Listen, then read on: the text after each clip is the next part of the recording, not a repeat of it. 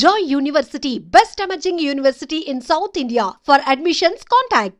మనతో పాటుగా ఒక విశిష్టమైనటువంటి అతిథి ఉన్నారు. ఎంతలా అంటే సాధారణంగా ఎవరైనా ఒక సినిమా తీశారు, ఆ తర్వాత దానికి అవార్డ్స్ అన్నీ వచ్చిన తర్వాత బాలారిష్టాలు ఎక్కడ మొదలవుతాయి? సినిమా రిలీజ్ అవడానికి. బోల్డ్ అన్ని తలనొప్పులు, వీటన్నిటిని తట్టుకొని రిలీజ్ అవ్వడం అవుతుందా లేదా, బోల్డ్ అన్ని డౌట్స్ మధ్య చాలా వరకు ఆశలు వదిలేసుకుంటారు. బట్ మనతో పాటుగా ఉన్నటువంటి ఈ విశిష్టమైనటువంటి అతిథి 18 ఏళ్ల పాటు ఎదురు చూశారు తన సినిమా రిలీజ్ కోసం.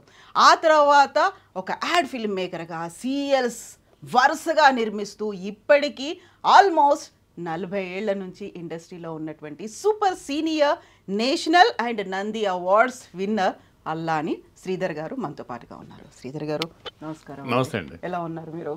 బాగున్నానండి. I'm good. Thank you so much. And Sridhar గారి birthday June 24th. So Sridhar garu, many more happy returns of the day అండి. థ్యాంక్స్ అండి. గుర్తుపెట్టుకుని పిలిచినందుకు, ఈ మాట చెప్పినందుకు చాలా సంతోషంగా ఉంది. Thank you so much sir.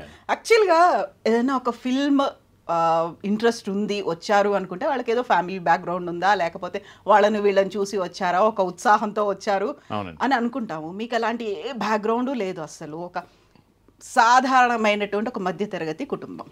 ఒప్పించారు, వచ్చారు, సినిమా తీశారు. తీసిన వెంటనే దానికేమో నేషనల్ అవార్డ్స్ వచ్చాయి, నంది అవార్డు వచ్చింది కొమరం భీమ్కి. 18 ఏళ్ళు పట్టింది మీకు ఆ సినిమా రిలీజ్ చేసుకోవడానికి. 18 ఏళ్ళు చిన్న విషయం కాదు. మామూలుగా యావజ్యం వేస్తే 14 ఏళ్ళే వేస్తారు. అజ్ఞాతవాసమైనా ఏదైనా 14 ఏళ్ళే ఉంటుంది. బట్ 18 ఏళ్ళు అనేది సంతోషం. ఏంటంటే 18 ఏళ్ళ తర్వాతనే రిలీజ్ అయ్యింది అది. అంటే కళ నెరవేరింది, కళ ఆగిపోలేదు. ఆగిపోకుండా నేను వెళ్ళిపోలేదు.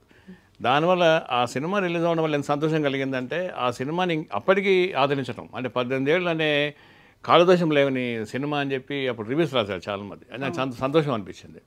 దాని ముఖ్య కారణం ఏంటంటే, దానికి ప్రాణం పోసిన ప్రాణరావు గారు స్క్రిప్ట్ ఆయన రాశారు. స్క్రిప్ట్ నేను రాశాను, రచన పరిశోధన ప్రాణరావు గారు చేశారు.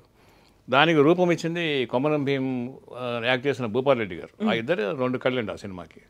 నేను దాని వెనకాల హృదయం అనుకుంటే నాదనుకోండి, కళ్ళు మాత్రం వాళ్ళే ఇద్దరు కూడా. అయితే చాలా సంతోషపడ్డాం మేము. 18 ఏళ్ళ తర్వాత సినిమా రిలీజ్ అవ్వటము, మళ్ళీ మీడియా కూడా దాన్ని బాగా ఎంకరేజ్ చేయటము. సినిమా థియేటర్లో 4 షోస్. అసలు థియేటర్ ఇవ్వరని చెప్పి ఒక మిత్రుడు ఒక ఆయన ఉన్నాడు, చాలా పెద్ద నిర్మాత, నాకు బాగా క్లోజ్ ఫ్రెండ్. నీ సినిమాకి ఎవరు ఇస్తారనుకున్న థియేటర్ ఇవ్వరు, ఇచ్చినా కూడా 3 కంటే ఎక్కువ చూడరు, 3 కంటే ఎక్కువ చూడకపోతే సినిమా క్యాన్సిల్ అవుతుందని చెప్పాడు ఆయన. ఛాలెంజ్ చేశాడు. టికెట్లు కొనుక్కునే వాళ్ళు 3 మాత్రమే ఉంటారు, కనీసం 3 లేకపోతే టికెట్ క్యాన్సిల్ చేస్తారు, సినిమాటోగ్రఫీ యాక్ట్ ప్రకారం అనుకుంటుంది. ఆయన చెప్తే నేను సార్ ఇంతకాలం జరిగింది కదా, ఇంత దూరం వచ్చాం కదా, చూస్తామని చెప్పి రిలీజ్ చేస్తే హౌస్ఫుల్ అండి. దీపక్లో రిలీజ్ చేసాము 4 షోస్. 50 రోజులు ఆడిందండి, ఎక్కడ నష్టం లేకుండా, మేము ఎదురుగట్టాల్సిన పని లేకుండా.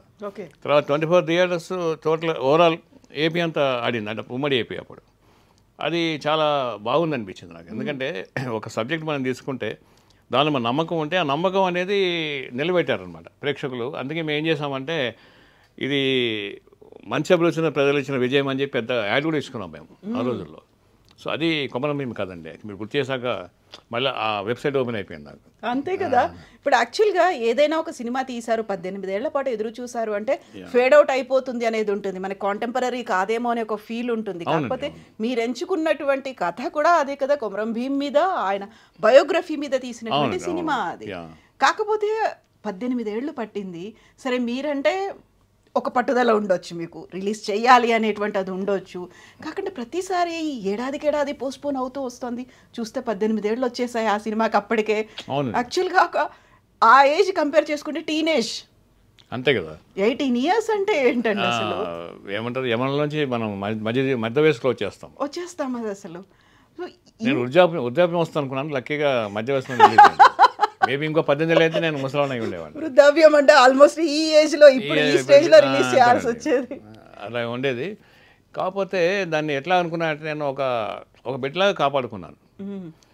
ఆ తర్వాత మా పెళ్ళైన కొత్తలో కూడా మా మిసెస్కి ఏం చెప్పానంటే, మనకున్న ఆస్తి డబ్బాలే, కొమరం భీమ్ నెగిటివ్స్ ఉన్న డబ్బాలు, ఫిలిం ఉన్న డబ్బాలు అని చెప్పి, మేము అప్పుడు ఇల్లు మారినా కూడా డబ్బాలు జాగ్రత్త తీసుకెళ్ళి మిగతా సామాన్ల కంటే ముఖ్యంగా కూడా అది పాడైపోయినా పర్లేదు అని చెప్పి దీన్ని కాపాడుకుంటూ వచ్చామండి. ఆ తర్వాత చాలామంది సపోర్ట్ చేశారు. ఆదివాసి చిత్ర అని, తర్వాత కొమరం భీం ఫౌండేషన్ వాళ్ళు, తర్వాత గవర్నమెంట్ కూడా సపోర్ట్ చేస్తుంది రిలీజ్కి. అప్పుడు వైఎస్ఆర్ ఉన్నారు, వైఎస్ఆర్ రాజశేఖర రెడ్డి గారు, ఆయన దగ్గర పనిచేసిన డాక్టర్ పి సుబ్రహ్మణ్యం గారు, వాళ్ళు ఎందుకో గుర్తొచ్చి కొమరం భీం సినిమా తీశారని అడిగారంట సుబ్రహ్మణ్యం గారిని వైఎస్ఆర్. అదే సుబ్రహ్మణ్యం గారు ఏమన్నారు, శ్రీధర్ తీశారండి, రిలీజ్కి నోచుకోలేదు, రిలీజ్ చేయించండి, ఏర్పాటు చేయించాడు ఆయన వెంటనే. అప్పుడు శాంతికుమార్ గారు ఉన్నారు, మన సిఎస్ రిటైర్, ఆమె దీనికి ఉన్నారు, ట్రైబల్ వెల్ఫేర్ కమిషనర్గా ఉన్నారు. ఆమె సినిమా చూశారు, చూసి అసలు మీరు ఎంత బాగా తీశారంటే సినిమా చాలా అప్రిషియేట్ చేశారు. ఆమె చాలా ధైర్యం వచ్చింది మాకు. దాని తర్వాత జనార్దన్ రెడ్డి గారు అని ఒక ఆయన పూనుకొని ఇవన్నీ చేశారు. సుబ్రహ్మణ్యం గారు వచ్చారు చూడడానికి సినిమా, ఆయన చూశారు. చూసి తర్వాత ఏమైందంటే వాళ్ళ ప్రోత్సాహంతో రిలీజ్ చేశామండి. అప్పుడు పార్సారథి గారు కమిషనర్గా ఉన్నారు, ఎండీగా ఉన్నారు, ఆయన బాగా ఎంకరేజ్ చేశారు. రిలీజ్ చేశాక మేము ఎక్స్పెక్ట్ చేయలేదు, మా మిత్రుడు కూడా నేను ఓడిపోయానని చెప్పి ఆయన ఒప్పుకున్నాడు. మేము పందెం కట్టలేదు, కానీ పందెం డబ్బులు నాకు వచ్చుండేవి, పందెం అలవాట్లేదు కాబట్టి నేను కట్టలేదు. అతను వచ్చి సారీగా చాలా సంతోషం అని చెప్పాడు. నేను చాలా సంతోషం అంటే అని అది 2 రోజులు ఆడటము, తర్వాత అది మంచి రివ్యూస్ వచ్చాయండి. ఆంధ్రజ్యోతి లాంటి పత్రిక కూడా సంపాదకీయం రాస్తుంది ఆ సినిమా గురించి ఆ రోజుల్లో. మిగతా అన్ని పత్రికలు కూడా, ఈనాడు కానీ మిగతా అన్ని మీడియా హౌసెస్ కూడా చాలా బాగా ఎంకరేజ్ చేశాయండి. చాలా కాలం తర్వాత వచ్చిన సినిమా అయినా కూడా. ఆ తర్వాత దాన్ని తెలుగు 2 రాష్ట్రాల్లో ఇప్పుడు అది 8వ క్లాస్ పుస్తకంలో పాఠ్యాంశంగా కూడా ఉంది, అందులో కూడా నా పేరు మెన్షన్ చేశారు. అది నాకు చాలా గొప్ప విషయం అనిపించింది. అది అవార్డు కంటే కూడా మన కష్టాలన్నీ కూడా అది, అంటే పాఠాలు కంప్లీట్గా పూర్తి చేయను నేను, పాఠ్యాంశంగా మారడం నేను చేసిన పని అనేది చాలా సంతోషం అనిపించింది నాకు. It's a great achievement. అంటే అది అలా జరిగిందండి, అంతే కదా. పాఠాలు నేను కంప్లీట్గా పూర్తి చేయలేదు అన్నారు, ఆ టైంలో బోల్డ్ అంత స్ట్రగుల్ అనేది కూడా ఉంటుంది కదా. ఇంట్లో పేరెంట్స్ని కన్విన్స్ చేయాలి, అది చూస్తేనేమో సాధారణమైనటువంటి మధ్యతరగతి కుటుంబం, సినిమాలతో ఎలాంటి నేపథ్యం లేనటువంటి కుటుంబం, చదువుకుంటాడు శ్రీధర్, ఇంకేదో ఉద్యోగం చేస్తాడు అనుకునే టైంలో మీరు నాకేదో ఇంట్రెస్ట్ ఉందని చెప్పి అక్కడ మీరు అన్ని చదువుల్ని వదిలేసి ఇక్కడికి రావడం అనేది, వచ్చిన తర్వాత తీసినటువంటి సినిమా 18 ఏళ్ళైంది ఇంకా రిలీజ్ కావట్లేదు, అది కూడా వాళ్ళకి ఉంటుంది కదా స్ట్రగుల్ అనేది లోపల. అది రిలీజ్ అవ్వకపోతే దీర్ఘకాలిక వ్యాధి అయి ఉండేది, కానీ దీర్ఘకాలిక సంతోషమైంది ఇప్పుడు అది రిలీజ్ అవ్వడం వల్ల. కానీ మేము ఆ రిలీజ్ కోసం మేము ఎక్కని గుమ్మ తలపట్టని సినిమా ఆఫీస్ లేదు. చాలామంది సినిమా చూడటం, చాలా బాగా తీశారు శ్రీధర్ గారు, చాలా బాగుంది, కానీ ఎవరు చూస్తారు అనేవాళ్ళు. అంటే ఎవరు చూస్తారంటే చూసే వాళ్ళని అడిగి మనం సినిమా తీయలేం కదా. ఇదొక చరిత్ర, ఒక జీవిత చరిత్ర ఒకటి. సీతారామరావు చూశారు కదా, అల్లు చెప్పాను, సీతారామరావు గారు చూశారు కదండి, ఇది కూడా చూస్తారేమో అనుకునేవాడిని. ఆ ధైర్యంతోనే ఉన్నాను చివరిదాకా. అయితే కొమరం భీమే నాకు జీవితానికి అన్నిటికీ అదే కారణం. నా సంతోషమైన, కష్టమైన, సుఖమైన, దుఃఖమైన అన్నిటి కూడా నాకు అన్నీ కల్పించిన ఏకైక ప్రాజెక్ట్ నా జీవితంలో కొమరం భీం. నేను మర్చిపోలేను. కొమరం భీం కంటే ముందు నాకు సుబ్రహ్మణ్యం గారు ఎట్లా పరిచయం అంటే, కొమరం భీం సినిమా చేయడానికి ప్రేరణ కూడా డాక్టర్ పి సుబ్రహ్మణ్యం గారు. నేను ఉదయం డైలీలో ఒక ఆర్టికల్ రాశాను, ఒక సీరియల్ రాశాను, డైలీ సీరియల్, క్యాంపస్ అని. అది చూసి ఆయన నన్ను పిలిపించేసి నువ్వు సినిమా ఫీల్డ్లో కూడా వెళ్తున్నావు కదా, ఒక డాక్యుమెంటరీ చేయొచ్చు కదా కొమరం ఈ ట్రైబల్స్ మీద, అంటే గోండ్ జీవితాల మీద ఒక ట్రైబల్ డాక్యుమెంటరీ చేయొచ్చు కదా అన్నారు. అయితే ప్రాణరావు గారు నేనేం చేసామంటే పరిశోధన చేసినప్పుడు, ఈ జీవితంలో డాక్యుమెంటరీ కాదు, ఒక ఉద్వేగం ఉంది, ఎప్పుడు చూసినా కొమరం భీం మీరు చెప్తా ఉన్నారు. అప్పటికి అల్లం రాజయ్య సాహు గారు ఒక నవల రాసి ఉన్నారు దానిపైన. తర్వాత ఇట్లా ప్రముఖంగా ఆయన అప్పుడప్పటిగా ప్రజల్లోకి వస్తున్నాడు. మేము అనిపించింది నాకు, కొమరం భీం జీవితంలో ఉద్వేగాలు ఉన్నాయి, చాలా అద్భుతమైన ఆటుపోట్లు ఉన్నాయి ఆయన జీవితంలో. అంటే ఒక అమాయకమైన గిరిజనుడు ఒక నాయకుడిగా మారడం అనేది ఒక పెద్ద ప్రస్థానం, అది ఒక అద్భుతమైన ప్రయాణం, అది కూడా యంగ్ ఏజ్లోనే. ఆయన అంతేనండి, అవును, ఆయన ఆ ఏజ్లో. అది నాకు ఎంత బాగా నచ్చింది. తర్వాత నేను ప్రపోజ్ చేశాను, మీ డాక్యుమెంటరీ ఇచ్చే బడ్జెట్లో ఇవన్నీ నేను సినిమా తీస్తానని చెప్పాను. ఆ సినిమా తీశాక ఇంకా సినిమా కొమరం భీం ఎట్లాగైతే తన జాతి కోసము పోరాటం చేశాడో దాన్ని పోల్చుకోలేను, కానీ అంత పోరాటం సినిమా కోసం నేను చేయాల్సి వచ్చింది. అంటే ఆర్థిక పరంగా కానీ అప్పులు చేశాను, ఇచ్చిన డబ్బులు సరిపోకపోతే బయట అప్పుల వాళ్ళు చేశాను, వాళ్ళు తప్పించుకోవడానికి పొద్దున్నే వాళ్ళు 7ంటికి అప్పుల వాడు వస్తాంటే 6ంటికి వెళ్ళిపోయిన షూటింగ్కి వెళ్ళిపోయాను, ఇంకో సినిమాకి, ఇంకో యాడ్కి. అప్పుడు ఏది నా దగ్గరకు వస్తే ఆ పని చేస్తూ వెళ్ళిపోయాను. అయిన తర్వాత అలా చేశాను కాబట్టి అది రిలీజ్ వరకు నేను ఉండగలిగాను, దాన్ని నిలుపుకోగలిగాను. ఆ రెండు జరిగాయండి. సో అందుకని మీరు అడిగిన ప్రశ్న వెనకాల ఇంత కథ ఉంది. ఇంకా ఉంది మ్యామ్ మీరు చెప్పడానికి. యాక్చువల్గా ఆ సినిమా తీసిన వెంటనే నేషనల్ అవార్డ్స్ వచ్చాయి, దానికి నంది అవార్డ్స్ ఇవన్నీ వచ్చిన తర్వాత కూడా రిలీజ్ కోసం అన్నేళ్ళు పట్టిందంటే వాళ్ళకి తెలిసి ఉండాలి కదా, అక్కడ డిస్ట్రిబ్యూటర్స్ కావచ్చు, బయ్యర్స్ కావచ్చు, వీళ్ళందరికీ తెలిసి ఉండాలి. ఈ సినిమాకి నేషనల్ వైడ్గా ఇంత అప్లాజ్ వచ్చింది, గుర్తింపు ఉంది, అవార్డ్స్ వచ్చాయి, అయినప్పటికీ రిలీజ్ ఎందుకు చేయలేకపోతున్నాము అనే ఆలోచన వాళ్ళకి ఎందుకు రాలేదు? అసలు కమర్షియల్ కావాలనుకున్నారా? కాదండి, సినిమా అనేది ఒక వ్యాపారం, అది కళా ప్రదర్శన కాదు. మీరు రవీంద్ర భారతి ఆర్ట్ గ్యాలరీలో మీరు బొమ్మలు పెడితే డబ్బులు ఏమి ఉండవు, చూస్తే వెళ్ళిపోతారు. కానీ డిస్ట్రిబ్యూటర్కి కూడా ఏంటంటే అది రిలీజ్ చేయాలంటే సినిమా థియేటర్ వాళ్ళకి డబ్బులు కట్టాలి, థియేటర్ వాళ్ళు కూడా దాని మెయింటెనెన్స్ కట్టాలి, దానికి సంబంధించిన కరెంట్ ఖర్చులు కానీ మిగతావి కానీ ట్యాక్స్లు ఉంటాయి కదా. సో ఇదంతా డబ్బుతో కూడిన వ్యవహారమే ఇది. దీంట్లో ప్రజలు చూస్తే తప్ప, డబ్బులు వస్తే తప్ప ముందుకు వెళ్ళని పరిస్థితి, దాని విధానమే అది. అందుకని నేను ఆ వ్యవస్థను కానీ ఆ వ్యవస్థలను వాళ్ళని బ్లేమ్ ఎప్పుడు చేయలేదు, అప్పుడు చేయలేదు, ఇప్పుడు చేయను. ఎందుకంటే ఎవరైనా సరే నేనైనా కూడా నేను నా ప్యాషన్తో సినిమా తీశాను, అది వ్యాపారమా కళ అనేది నాకు లేదు మైండ్లో అప్పుడు.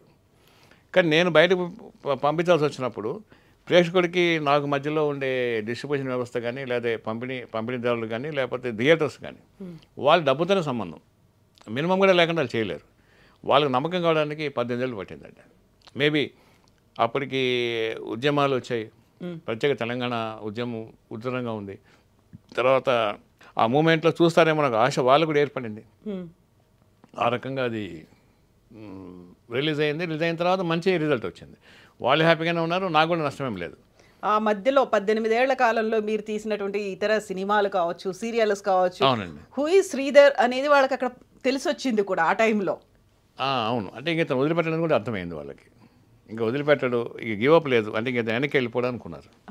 తర్వాత నేను రఘుతున్న భర్తం చేశాను, చంద్రసుబ్రహ్మణ్యం గారు, నాగేశ్వరరావు గారు, అకే నాగేశ్వరరావు గారితో వెళ్ళినప్పుడు ఆయన కథ విని వెంటనే బాగుందని చెప్పేశారండి. చెప్పిన తర్వాత రఘుతున్న భారతంలో అకే నాగేశ్వరరావు గారు, మా గురువు గారు దాసరి గారు, నేను చేశాను, దాసరి గారు కూడా నాకు బాగా హెల్ప్ చేశారండి. ఈ కొమరం భీం నిర్మాణ టైంలో ఒక ఆఫీసర్కి ఫోన్ చేయమంటే నేను అడిగాను, నేను కొంచెం ఆర్థిక కొంత కావాలి, ఎక్కువ అక్కర్లే, అప్పుడు అది కంప్లీట్ అయిపోద్దని చెప్పాను. అంటే మీకు తెలిసిన వాళ్ళు ఉన్నారా సినిమా ఇండస్ట్రీలో కానీ అంటే వెంటనే గురువుగారికి ఫోన్ చేస్తే వెంబడి ఆయన చెప్పాడు, నా శిష్యుడు బాగా చేస్తాడని.